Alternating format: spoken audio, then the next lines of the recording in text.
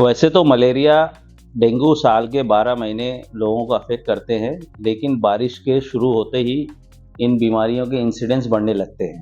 चूँकि इस साल बारिश जल्दी शुरू हो गई है और जब बारिश पैचेज़ में होती है, रुकती है, होती है, रुकती है, तो पानी स्टैग्नेंट रहने की वजह से मच्छरों की पैदावार बढ़ जाती है और डेंगू और मलेरिया के केसेज़ भी बढ़ने लगते हैं। मॉस्किटो के काटने से जो बीमारियाँ हमारे एरिया में कॉमन है, वो है dengue fever, malarial fever and chikungunya fever. इसके अलावा Zika virus and West Nile diseases हैं जो कॉमन नहीं है। इन तीनों बीमारियों में फीवर बहुत कॉमन सिम्पटम्स है, लेकिन थोड़े फीचर्स ऐसे होते हैं जिसके ऊपर हम इन बीमारियों को डिफरेंशिएट कर सकते हैं। फॉर एग्जांपल मलेरिया में फीवर हाई ग्रेड होता है, चिल्स और राइगर के साथ होता है। इसमें स्वेटिंग बहुत होती है और हेडेक भी होता है। As compare to dengue fever, जिसमें फीवर के साथ-साथ बोन पेन बहुत होता है। इसके लिए इसको बोन ब्रेकिंग फीवर भी कहते हैं। और चिकनगुनिया में मल्टीपल जॉइंट्स इन्वॉल्वमेंट बहुत होते हैं फीवर के साथ-साथ।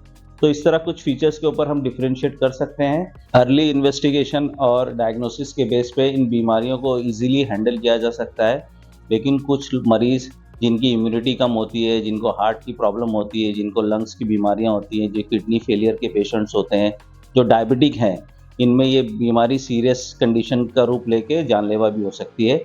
इसलिए अर्ली डायग्नोसिस एंड ट्रीटमेंट की है। कम्युनिटी लेवल पे हमें चाहिए कि क्योंकि ये मच्छर ज़्यादातर ब्रीड करते हैं स्टैग्नेंट वाटर में, रनिंग वाटर में ये ब्रीड नहीं कर पाते हैं इनके लार्वा।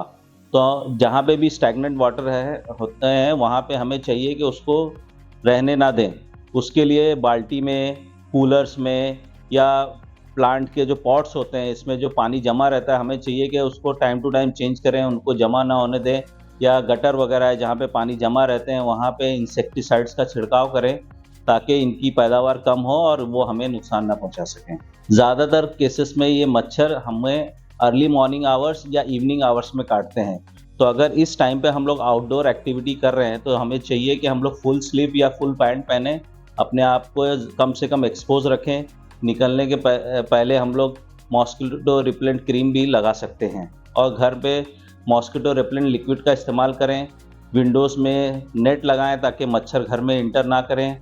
फ़ैन का और एसी का इस्तेमाल करें, क्योंकि ये मच्छर ज़्यादा देर तक उड़ नहीं पाते हैं। तो अगर आप फ़ैन इस्तेमाल करते हैं तो ये आपको काटने ज़्यादा अच्छी तरह से काट नहीं पाते हैं या काट नहीं पाते हैं। सो अगर मानसून में आपको फ़ीवर और इस तरह के कोई सिम्पटम्स आ रहे हैं तो इनको इग्नोर ना करें।